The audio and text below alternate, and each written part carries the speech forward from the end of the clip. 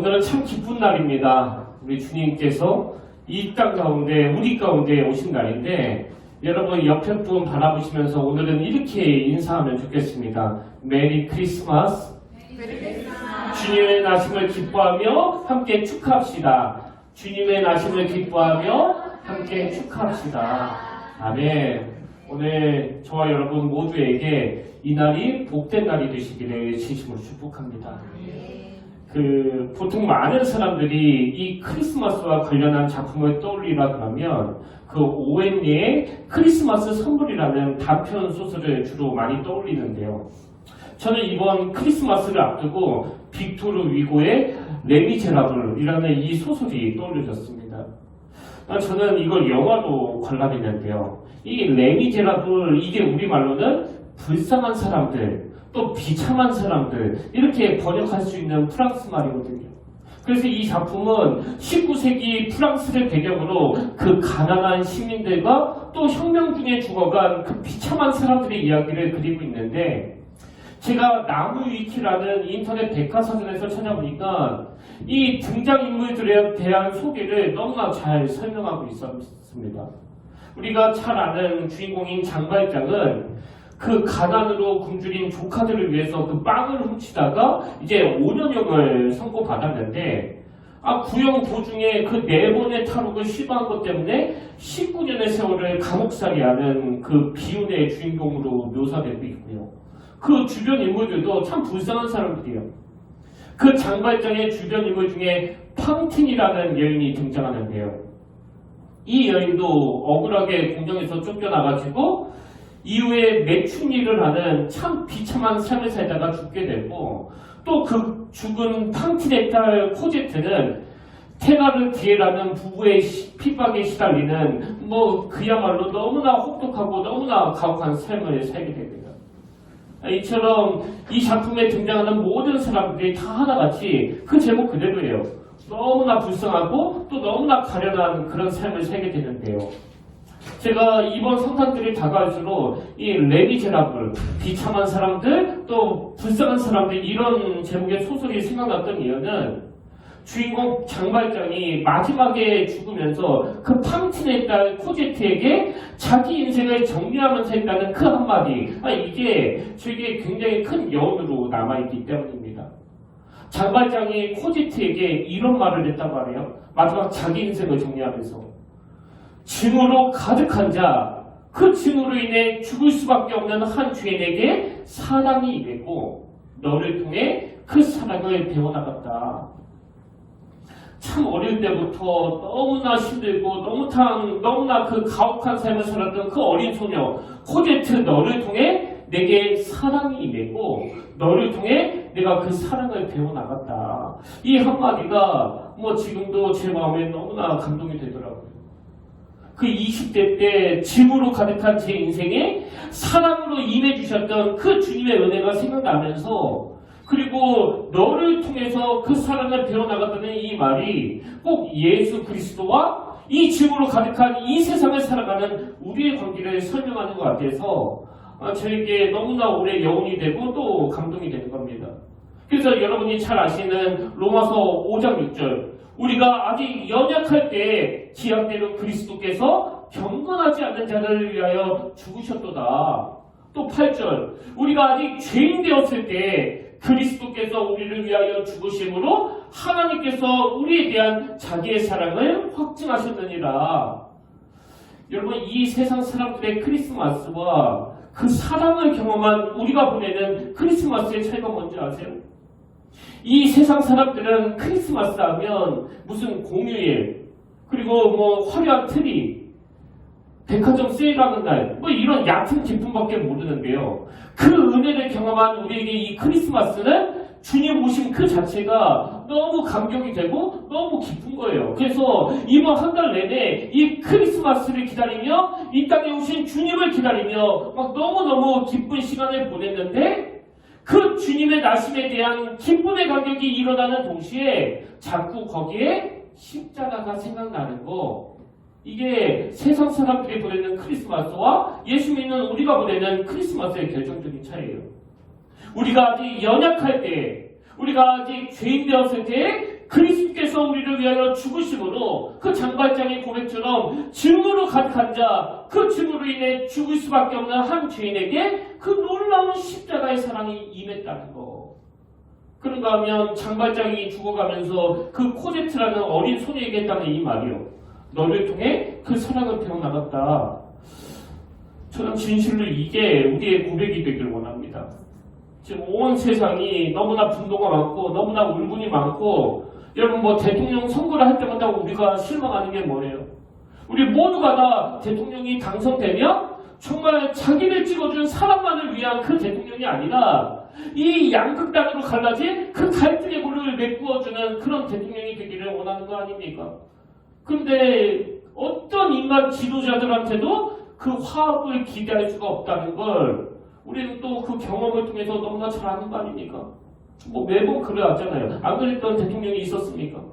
그래서 선거를 치르면 치를수록 이 나라는 점점 골이 깊어지고 또 분노가 많아지고 나랑 다른 생각을 가진 사람, 나랑 다른 이념을 가진 사람들에 대해서 막 배척하고 비난하는 이런 시대를 우리가 살아가고 있는데 비록 미미하지만 별로 영향력은 없지만 그럼에도 불구하고 그 증오가 많던 사람들이 예수 믿는 저와 여러분을 향하여 너를 통해 그 사랑을 배워나갔다. 여러분 이 말을 들어야 할 사명이 이 땅을 살아가는 우리에게 있는 거 아닙니까? 왜? 그 증오로 인해 죽을 수밖에 없는 한 죄인에게 사랑이 임했고 이 놀라운 사랑을 받은 게 바로 우리니까요. 그래서 저는 성탄절이 다가올수록 이 레미제라블이라는 소설이 생각나가지고 막 자료도 찾아보고 또 백과사전도 뒤져보고 그러면서 많은 묵상의 시간을 가지는데요. 이 시간 여러분 한번 저를 따라서 이렇게 선포하시면 좋겠습니다. 한 죄인에게 사랑이 임했고 한 죄인에게 사랑이 임했고 너를 통해 그 사랑을 배워나갔다. 그래서 우리가 그리스도인으로서 하나님 앞에서 이 두 가지 균형이 이루어지는 그런 성탄절이 되기를 원합니다. 그 첫 번째 균형이 뭐냐? 하나님 앞에 주님 오심을 기뻐하며 경배하는 그것도 너무나 복되지만 우리가 아직 연약할 때에 우리가 아직 죄인 되었을 때에 그 풍성한 십자가 사랑으로 구원해 주셨기 때문에 하나님 이번 성탄절에는 그리스도의 십자가가 묵상되는 날이 되기를 원합니다. 그런가 하면 두 번째 균형은 뭐예요? 증오로 인해 죽을 수밖에 없는 한 죄인에게 주셨던 하나님의 그 풍성한 사랑이 막 너무 감격하면서 그 은혜의 감격으로 세상 사람들로부터 너를 통해 그 사랑을 배워나갔다. 하나님 앞에 세상 사람들 앞에 이런 영향력이 있도록 그리스도인의 삶을 살기로 결단하는 그런 복되고 귀한 성탄절이 되기를 원합니다. 그런 관점에서 저는 12월 25일 성탄절이 되면 항상 이 본문 말씀이 묵상되는데요. 자, 오늘 보면 누가복음 2장 8절부터 10절에 보면 성탄의 그 기쁜 소식을 목자들에게 전하는 내용이 나옵니다. 자, 8절부터 보십시오. 그 지역의 목자들이 밤에 밖에서 자기 양떼를 지키더니 주의 사자가 곁에 서고 주의 영광이 그들을 두루 비치매 크게 무서워하는지라. 천사가 이르되 무서워하지 말라. 보라, 내가 온 백성에게 미칠 큰 기쁨의 소식을 너희에게 전하노라. 저는 이 말씀을 읽을 때마다 감동이 되는데요. 왜 그런가 하니까 그 당시 목자들은 너무나 비참한 신분으로 멸시당하는 사람들, 그리고 그렇게 멸시당하는 것뿐만 아니고 오늘 본문에도 나오지 않습니까? 밤에 밖에서 자기 양떼를 지키더니 뭐 하는 일 자체가 너무나 고단한 인생이에요. 이 말씀이 왜 저에게 감동이 되고 왜 매일 그 12월 25일 이 성탄절이 되면 묵상되어지는가 하면요. 제가 바로 이런 실패의 자리, 이런 초라한 자리에 있어봤기 때문이에요. 여러분 혹시 밤새 일해보셨습니까? 저는 20대 때 뭐 집이 어려우니까요. 낮에는 식당에서 아침 7시부터 저녁 10시까지 일하고 밤에는 24시간 운영하는 주유소에서 밤 11시부터 새벽 3시까지 꽤 오랜 시간 일했거든요. 근데 그렇게 주유소에서 혼자 밤을 꼬박 샐 때 뭐 손님이 없을 때는 그 유리로 된 그 통 안에 들어가 있다가 자동차가 딱 들어오면 얼른 나가가지고 뭐 기름 넣어주고 유리 닦아주고 또 휴지통을 비워주는 뭐 이런 일을 했는데 뭐 계속 그 잠이 부족하니까요. 그때를 생각하면 제가 참 몸이 힘들었다는 그런 생각이 들지만요. 그것보다 더 견디기 힘들었던 건 다 자고 있는 그 밤에 혼자 있는 그 시간이 너무 무섭기도 하고 너무 적막했던 기억이 납니다. 근데 여러분, 지금 예수님께서 이 땅에 오신 역사상 가장 위대하고 놀라운 사건의 순간을, 그리고 모든 유대인들이 그토록 갈망하며 기다리던 이 사건 중의 사건인 메시아의 탄생 소식을 그 당시 가장 비춰냈던 그 신분이었던 목자들, 그뿐만 아니라 다 자고 있는데 밤을 새워가면서 양들을 지킬 수밖에 없었던 참 고단한 삶을 살던 목자들에게 가장 먼저 전해주시는 하나님의 그 따뜻한 배려가 20살이 칸 넘은 저에게도 동일하게 임했던 거 아닙니까? 오늘 본문에서 그 비참한 삶을 살던 목자들에게 전해주셨던 그 기쁜 소식이 그 인생의 밑바닥에서 마음이 너무나 힘들고 고단한 삶을 살아가고 있던 저에게, 그리고 모태 신앙이었지만 하나님을 인격적으로 만난 적도 없고 만날 생각도 없던 저에게 하나님의 이 관건적인 사랑으로 임해주신 그 기쁜 사건이기 때문에 오늘 본문 말씀이 매년마다 저에게 남다르게 느껴지는 겁니다. 그런 의미에서 저는 올 한 해 유난히 힘들고 또 유난히 외로운 삶을 살 수밖에 없었던 성도님들에게 정말 이 사건이 하나님의 위로를 경험하는 그런 사건이 되시기를 바랍니다. 저도 요즘에 전화로 갑자기 그 사랑하는 아내가 먼저 하나님 앞으로 부름 받아가지고 지금 막 슬픔에 잠겨 그 눈물을 흘리는 분의 이야기를 듣고 있고, 또 중한 병을 만나 지금 캄캄한 터널을 지나는 분의 이야기를 계속 듣고 있는데요. 최근에도 제가 부목사 시절에 만났던 어떤 권사님이 저에게 참 가슴 아픈 말씀을 하시더라고요. 지금 이 권사님은 공장에서 일하시다가 그 손가락이 크게 다쳐서 입원 중에 계신데요. 그 담임 목사님에게 상처를 받은 것 같아요. 저에게 이런 말씀을 하시더라고요. 우리 담임 목사님이 문병은커녕 전화도 안 하신다고, 나 같은 거 아무것도 신경 안 쓰신다고. 저는 이 말이 너무 아프게 들렸습니다. 그래서 제가 담임 목사는 아니지만 전화로나마 위로해두고 그 기도해드렸는데요.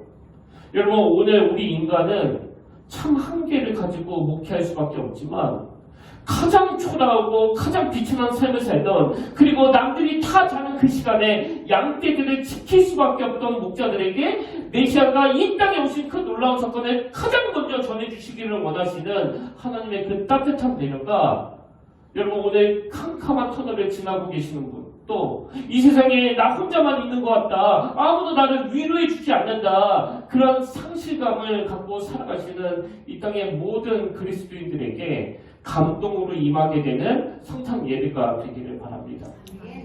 저도 겪어봐서 잘 알지만요, 그 최저임금을 받으면서 밤새워 일하고 오랜 시간 동안 적막하게 홀로 지내다 보면 자꾸 내 존재가 너무 초라해지고 작아지는 것을 느껴요.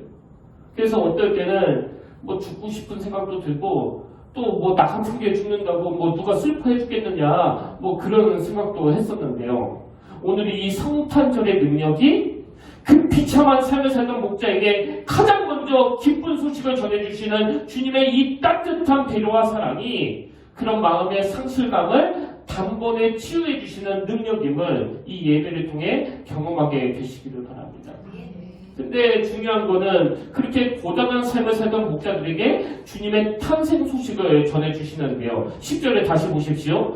천사가 이르되 무서워하지 말라. 보라, 내가 온 백성에게 미칠 큰 기쁨의 좋은 소식을 너희에게 전하노라. 그럼 왜 예수 그리스도의 탄생 소식이 그 고단한 삶을 살던 비천한 목자들에게 큰 기쁨의 좋은 소식이냐? 그 이유가 바로 11절에 나옵니다. 오늘 다윗의 동네에 너희를 위하여 구주가 나섰으니, 너희를 위하여 구주가 나섰으니 곧 그리스도 주시니라. 여러분, 여기 나오는 구주는 헬라어로 소테르라는 단어인데요. 중요한 게 뭐냐? 여기 구주로 번역한 소테르라는 헬라어는요, 그 당시 고대 사회에서 사용되던 병, 전쟁, 사고, 이런 세속의 악으로부터 구원해 주시는 존재, 이거를 설명할 때 사용되던 단어라는 거예요. 그리고 제가 자료에 보니까 이렇게 병을 만나고 전쟁을 경험하고 사고를 당할 때 이런 엄청난 세속의 악으로부터 구원해 주시는 존재가 바로 이 소테르인데, 여러분 그 당시 이 소테르라는 단어는요 로마 황제를 가르칠 때도 사용하던 단어라는 겁니다. 저는 오늘 성탄절 진심으로 바라고 또 바랍니다. 코로나19로 참 힘들고 어려운 터널을 지나시는 모든 성도님들에게, 그리고 이런저런 문제를 만났는데 내 힘으로는 어떻게 할 수 없어, 막 너무나 답답하고 인생에 홀로 남겨진 것 같은 그런 상실감이 찾아온 모든 분들에게 예수 그리스도의 나심, 그리고 예수 그리스도의 존재가 병, 전쟁, 사고, 이런 세속의 악으로부터 구원해 주시는 소테르, 그리고 이 소테르로 오시는 주님이 내 인생의 황제가 되신다는 사실을 꼭 인식하게 되시기를 바랍니다. 그래서 존 파이퍼 목사님이 쓴 책에 보니까요, 여러분 우리가 잘 아는 찬송가 115장 기쁘다 구주 오셨네, 이 찬양 3절이 영어로 이렇게 되어 있답니다. 더 이상의 죄와 슬픔이 자라지 않으며, 더 이상의 죄와 슬픔이 자라지 않으며, 가시와 엉겅퀴가 땅을 오염시키지 않으니, 저주가 발견되는 곳마다 그가 오셔서 복이 넘쳐 흐르게 하실 것이니. 그래서 저는 예수 그리스도가 우리 인생의 소테르의 존재로 다가오심을 경험하는 모든 사람들에게 더 이상은 죄와 슬픔이 자라지 않으며 가시와 엉겅퀴가 땅을 오염시키지 않으니, 그리고 저주가 발견되는 곳마다 그가 오셔서 복이 넘쳐 흐르게 하실 것이니, 이 은혜가 있기를 간절히 바라는데요. 그 존 파이퍼 목사님이 그 책에서 강조하는 게 뭐냐니까, 모든 사람들에게 그리스도의 나심이 다 이런 놀라운 능력으로 나타나는 게 아니라는 거예요. 그럼 누가 이런 놀라운 능력을 경험하느냐? 그 소테르의 존재로 오셔서 우리를 구원해 주시는 그분을 영접하는 자, 그분을 마음에 모시는 자, 그분이 실질적으로 내 삶을 주관하시는 왕이 되심을 인정하는 자. 그래서 저는 오늘 그리스도를 소테르로 모시는 모든 성도들이 이 성탄절날 두 가지 선포를 해야 된다고 생각하는데요. 자, 간단한 이 두 가지 선포를 머리에 담아주시면 좋겠습니다. 오늘 그리스도를 정말 내 인생의 소테르로 모시는 모든 분들이 선포해야 될 그 첫 번째 선포는 하나님께 영광입니다. 하나님께 영광. 자, 보면 14절을 보십시오. 지극히 높은 곳에서는 하나님께 영광이요. 여러분 여기 나오는 영광이라는 이 단어는 헬라어로 독사라는 단어인데요. 이게 영어로는 글로리거든요. 그래서 제가 한국 국어사전에서 이 영광을 찾아보니까 빛나고 아름다운 영예, 이렇게 해석하고 있고요. 또 글로리라는 이 단어를 영어 사전에서 찾아보니까 영광, 영예, 또 하나님에 대한 찬양, 이렇게 번역을 하고 있더라고요. 그래서 오늘 그리스도를 소테르로 모시는 모든 성도들이 해야 될 그 첫 번째 선포가 바로 이 하나님께 영광인데, 저는 우리 모두가 다 하나님께 영광이라는 선포를 하기 위해서 이 영광과 관련해서 두 단계로 이 단어를 설명하길 원합니다. 그 첫 번째 단계는 우리가 이 선포를 하기 위해서는 누가복음 2장 9절을 경험하는 거예요. 주의 사자가 곁에 서고 주의 영광이 그들을 두루 비치네. 주의 영광이 그들을 두루 비치네.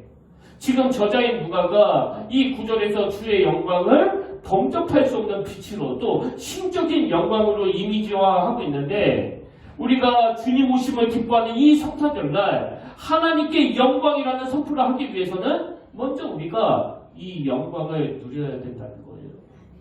그래서 저는 이 말씀을 묵상하면서 그 어두운 시대를 배경으로 한 이사야 6쪽 말씀이 생각났는데요.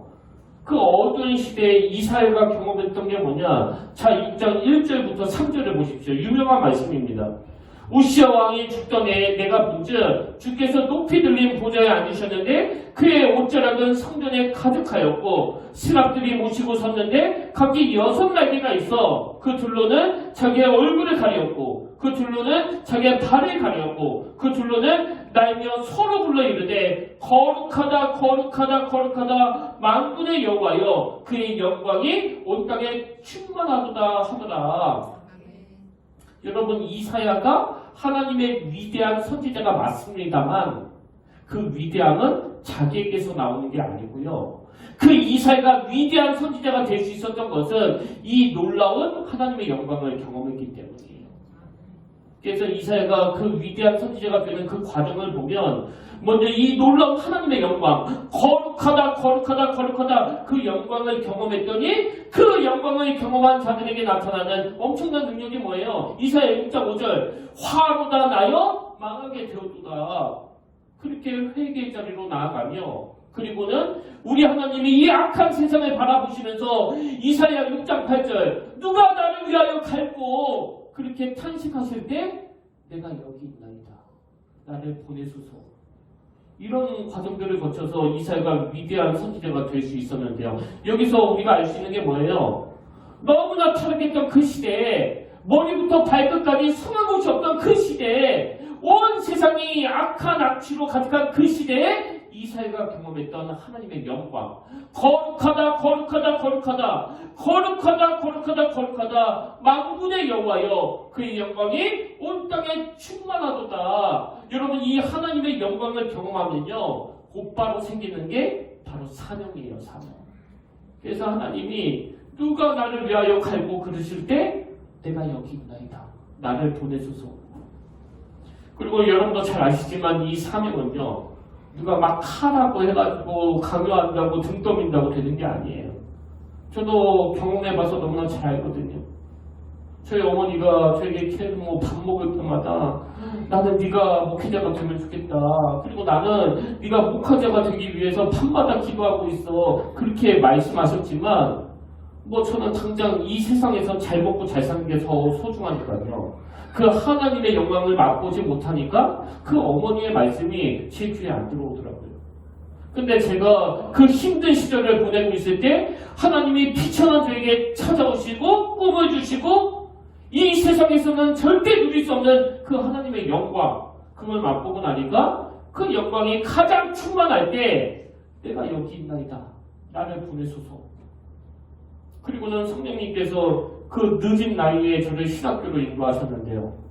여러분 사실 그 늦은 나이에 신학교 가는 게 쉬운 일입니까? 하던 모든 일을 다 정리해야 되는데 그리고 저 나름대로 얼마나 많은 고민이 있었겠습니까? 등록금은 어떻게 내고 언제 공부해서 언제 목사가 되나.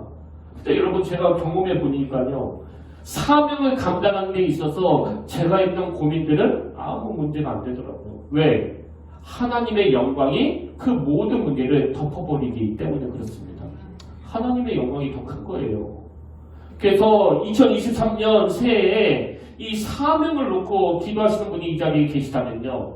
먼저 하나님의 영광을 구하시고 하나님 앞에서 완전한 자유함을 가지고 성령님의 인도하심을 따라 결단하시는 은혜가 있기를 주님 이름으로 축복합니다.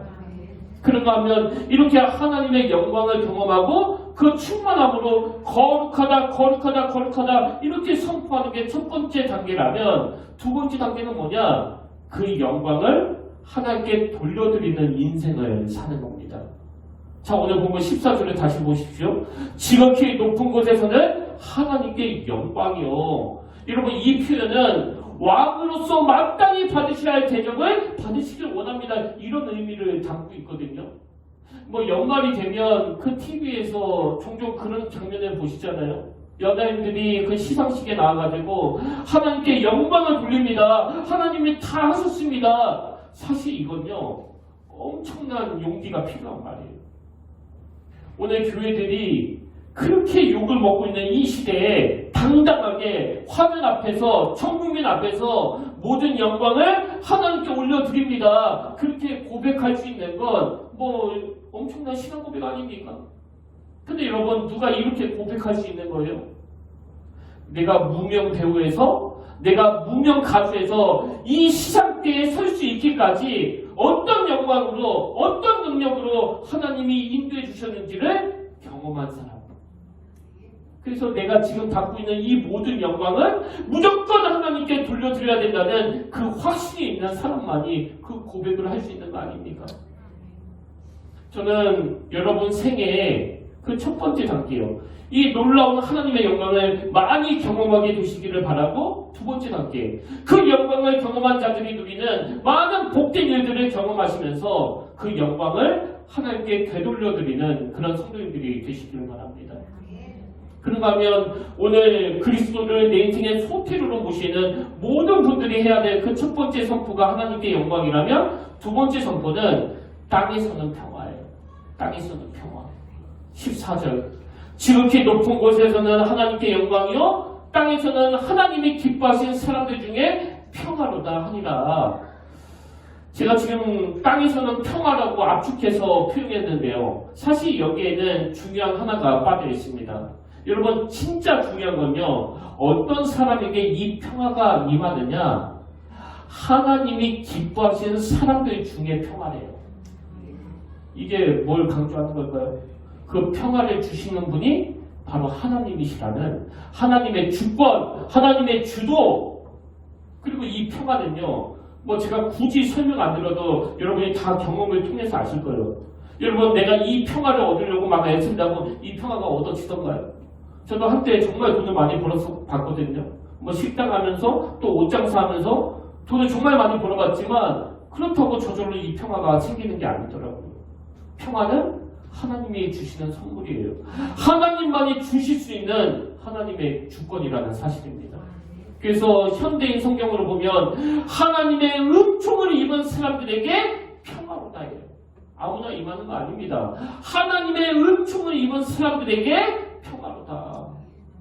그래서 이 평화 관련해서도 제가 두 단계로 설명하기를 원하는데요. 여러분 진짜 이 평화를 누리기 위해서는 이 두 가지 사실을 정확하게 이해하셔야 돼요. 그럼 첫 번째 사실이 뭐냐? 이 평화는 내가 아등바등 안간힘을 쓴다고 생겨지는 게 아니라는 거. 하나님의 은총을 입은 사람들에게 주어지는 게 바로 이 평화라는 사실을 인식하셔야 되고요. 그러면 두 번째 사실은 뭐냐? 이 평화는 하나님께서 주도적으로 주시는 거지만 이 평화를 그저 하나님이 주시기만을 한없이 기다리고 있는 게 그리스도인이 아니고요. 적극적으로 이 평화를 얻기 위하여 애를 써야 되는 거예요. 몸부림을 쳐야 된다는 겁니다. 이런 관점에서 오늘 우리가 이 목자들에게서 배워야 할 게 있다고 생각하는데요. 자, 오늘 본문 14절을 다시 보십시오. 지극히 높은 곳에서는 하나님께 영광이요 땅에서는 하나님이 기뻐하신 사람들 중에 평화로다 하니라. 이 천사들의 찬양을 들은 그 목자들이 그 다음 15절부터 어떻게 하는지 한번 보십시오. 15절 천사들이 떠나 하늘로 올라가니 목자가 서로 말하되 이제 베들레헴으로 가서 주께서 우리에게 알리신 바 이 이루어진 일을 보자 하고, 그리고 그 다음에 이 목자들이 어떤 행동을 하느냐. 16절 17절 빨리 가서 마리아와 요셉과 그 위에 누인 아이를 어떻게 해요? 찾아서, 그 다음 17절 보고 천사가 자기들에게 이 아이에 대하여 말한 것을 전하니. 빨리 가서 찾아서 보고 전하니. 그리고 20절 목자들은 자기들에게 이르던 바와 같이 듣고 본 그 모든 것으로 인하여 하나님께 영광을 돌리고 찬송하며 돌아갑니다. 그래서 여러분 평화는요 하나님이 주시는 선물이지만 하나님의 주권에 달려있지만 그냥 감 떨어지기를 입 벌리고 기다리는 것이 아니라 이 목자들처럼 적극적으로 평화를 주관하시는 예수 그리스도를 찾고 만나고 그분을 갈망하고. 그래서 여러분 우리가 잘 아는 로마서에 보면 사도 바울이 앞부분에서 교리에 대해 잘 설명하고는 맨 마지막에 이런 말씀을 전하지 않습니까? 로마서 11장 36절이요. 이는 만물이 주에게서 나오고 주로 말미암고 주에게로 돌아갑니다. 그에게 영광이 세세히 있을지어다. 아멘. 여러분 사실 우리가 하나님께 영광을 드린다고 하나님이 받으시고 우리가 하나님께 영광을 안 드린다고 하나님이 그 영광을 못 받으신 게 아니지만, 그러나 이 사도 바울을 통해 배우는 게 뭐예요? 우리가 하나님께 영광을 돌려드리면 하나님은 그 영광을 받으실 뿐만 아니라 그런 자에게 하나님의 샬롬, 그 평화를 선물로 주신다는 거예요. 저는 오늘 이 예수님의 탄생 소식을 듣는 모든 성도들이 그 목자들처럼 예수 나심을 기뻐하며 하나님께 영광을 올려드리고 하나님이 주시는 그 평화로 올 한 해를 마무리하고 내년을 시작하시는 저와 여러분 되시기를 바랍니다. 결론을 이렇게 맺기를 원합니다. 김완영 시인의 동시 중에 그 울꽃이라는 제목의 시가 있는데요. 이 시를 읽어드리고 말씀을 마무리하도록 합니다. 자, 한번 들어보십시오. 할머니 어디 가요? 예배당 간다. 근데 왜 울면서 가요? 울려고 간다. 왜 예배당에 가서 울어요?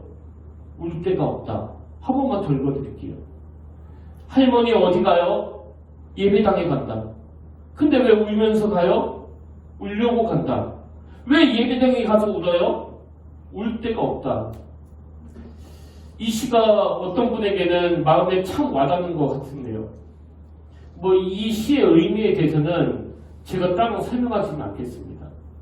그러나 저는 오늘 이 시가 마음에 전혀 와닿지 않는 그런 성도님들과 이 시를 도무지 알 길이 없는 여러분의 자녀들을 향해 진심으로 축복하길 원합니다. 세월이 가면 갈수록, 시간이 가면 갈수록 그 할머니가 이 예배당에서 흘리시던 그 눈물의 의미를 깨달아 가게 되시기를 바랍니다. 그리고 마지막으로 성경 한 구절 읽고 말씀을 마치길 원하는데요. 민수기 6장 25절 26절이요. 여호와는 그의 얼굴을 내게 비추사 은혜 베푸시기를 원하며 여호와는 그 얼굴을 내게로 향하여 주사 평강 주시기를 원하노라 할지니라. 여러분 오늘 이 일을 위하여 예수 그리스도가 이 땅에 오셨다는 사실을 기억하며 하나님만이 주실 수 있는 평화, 그 샬롬이 예수 탄생을 기뻐하는 오늘 모든 가정 안에 임하게 되기를 주님 이름으로 축복합니다. 그래서 오늘 예수 나심을 기뻐하는 성탄절 우리가 드릴 수 있는 가장 좋은 예물을 주님 앞에 드리기를 원하는데요. 다른 어떤 예물들보다도 주님이 우리에게 원하시는 건 우리의 마음이에요. 이 시간 우리 하나님 앞에 하나님 내가 마음을 드리기를 원합니다. 내가 주님의 그 기쁨이 되기를 원합니다. 이 간절한 마음을 담아서 주님 탄생을 축하해 드리기를 원합니다. 우리 함께 찬양합니다.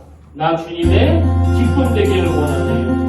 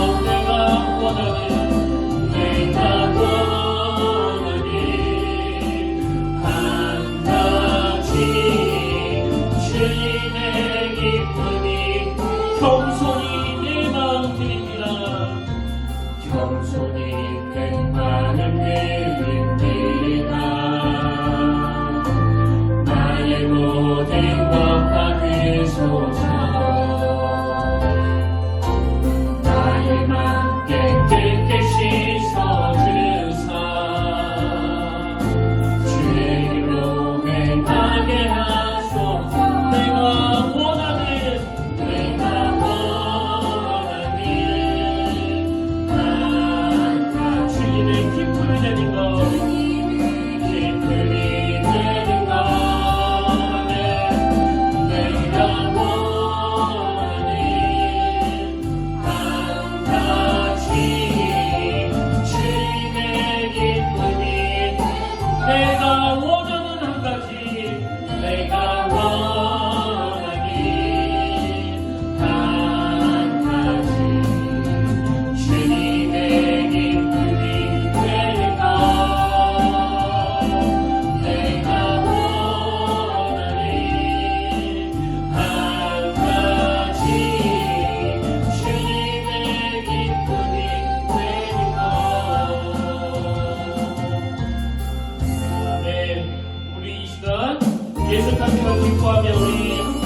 예배와 찬양을 올려드리기를 원합니다.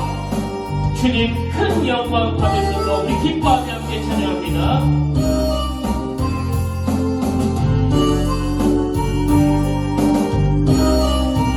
우리 함께 이렇게 찬양합니다. 주님 큰 영광 받으셔서 주님 큰 영광 받으소서 홀로 찬양하소서 모든 이름 위에 뛰어난 그 이름 온 땅과 하늘이 다 찬양해 겸손하게 무릎 꿇고 주 이름 앞에 영광 돌리세 모두 절하세 동생 다 예수 주님께 찬양드리니 모든 영광과 존귀와 능력 받으소서 받으소서 영광과 존귀와 능력 받으소서 주님 받으소서 그리스도 살아계신 하나님 모든 영광과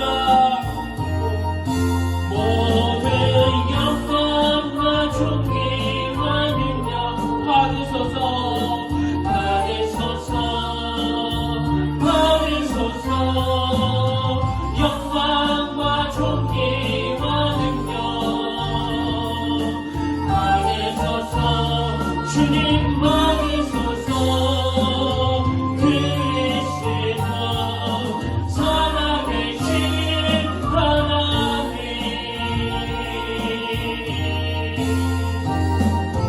아멘. 하나님 아버지 지금 계속되는 코로나19로 자영업 하시는 분들을 위시하여 너무 많은 성도님들이 지치고 피곤하고 그리고 대통령이 선출됐음에도 불구하고 그 갈등의 골이 메꾸어지기는커녕 오히려 마음에 분노와 울분이 쌓여가는 그런 시간들을 우리가 보내고 있는데 하나님 오늘 말씀을 통해 우리가 철저하게 깨닫게 되는 건 우리의 몸부림만으로는 인간 지도자를 의지해서는 결단코 이 힘들고 어려운 시대를 극복할 수 없다는 사실입니다.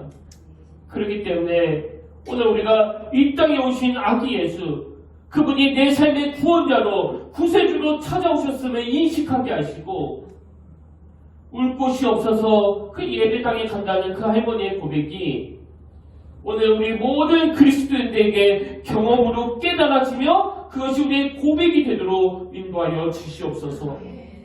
오늘 주님 오심을 기뻐하며 청석껏 예물 올려드립니다. 하나님 기쁘게 받아주시고 드릴 수 없는 그 어려운 과정을 지나고 있는 성도들에게는 마음의 부담 없도록 주님께서 너의 그 마음과 정성 내가 이미 다 받았다 그렇게 위로해 주시는 성탄절이 되도록 인도하여 주시옵소서. 그렇게 인도해 주시는 주님께 감사드리옵고 이 모든 말씀 사랑이 많으신 예수님 이름으로 기도드립니다. 아멘. 이제 우리 다 자리에서 일어나셔서 우리 지난주에 불렀던 찬양 함께 부르길 원하는데요. 예수 우리들의 밝은 빛 긍휼을 베푸시는 주 의의 길을 따라가는 주의 자녀들에게 항상 밝은 빛을 비추시네. 우리 이 땅에 오신 예수 그리스도 그분께 내 마음을 드리고 기쁨으로 사명 감당하기를 결단하며 함께 나아가기를 원합니다.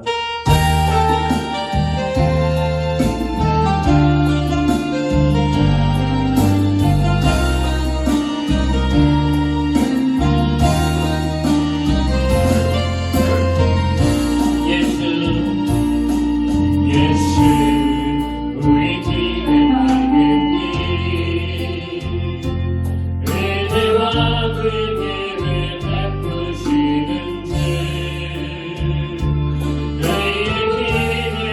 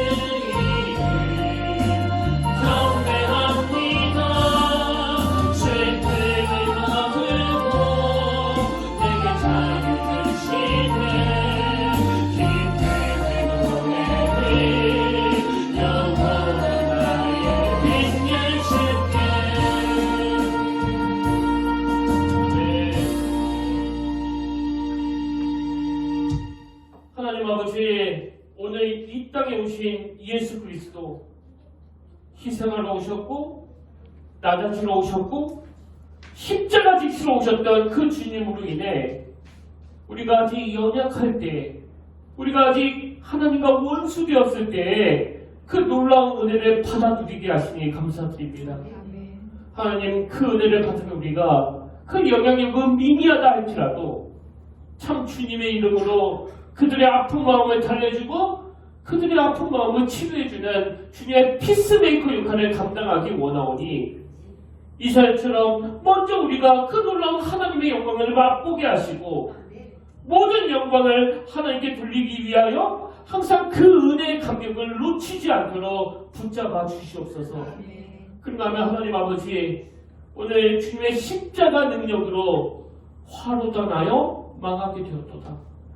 이 회개의 자리로 나아가는 자들에게 그 사명을 허락해 주셔서 어두운 이 시대에 누가 나를 위하여 갈고 말씀하실 때 아버지, 내가 여기 있나이다, 나를 보내소서라고 고백할 수 있도록 그 사명으로 꿈꾸며 우리 생애 가운데 이전보다 더 가슴 벅찬 감격을 가지고 아름다운 또 가치 있고 존귀한 그런 하나님의 자녀들로 살아가도록 인도하여 주시옵소서. 오늘 하루 온종일 우리 삶을 통하여 예수 그리스도 그분이 높임을 받으시도록 은혜 내려 주시옵소서. 이제는 우리 주 예수 그리스도의 은혜와 하나님 아버지의 탐없는 사랑과 성령님의 감동 감화 위로교통 충만하심의 역사가 진정 하나님의 영광을 사모하며 사명을 허락하시는 그 하나님의 손을 붙잡고 꿈꾸며 나아가기로 다짐하며 예배하는 모든 주의 자녀들 머리 위에 지금부터 영원토록 함께 하시기를 간절히 축원하옵나이다.